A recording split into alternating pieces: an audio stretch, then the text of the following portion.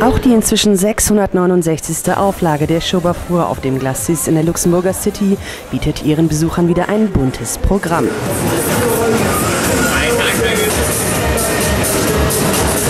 Es gibt Karussells für groß oder klein, schneller oder langsamer, höher oder in Bodennähe, für mehr oder weniger Adrenalin.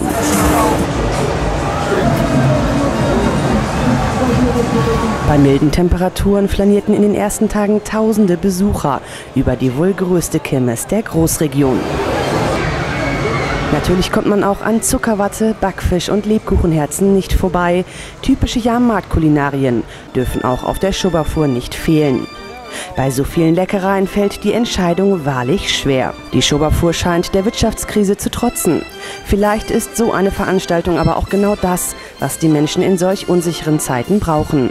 Die Aussteller zeigten sich jedenfalls sichtlich zufrieden mit dem bisherigen Verlauf. Das Budget von den Leuten ist schon nach runter gegangen wegen der Krisen, aber wir versuchen immer das Schönste daraus zu machen und die Schobermesse bleibt sowieso immer eine schöne Veranstaltung und anträglich.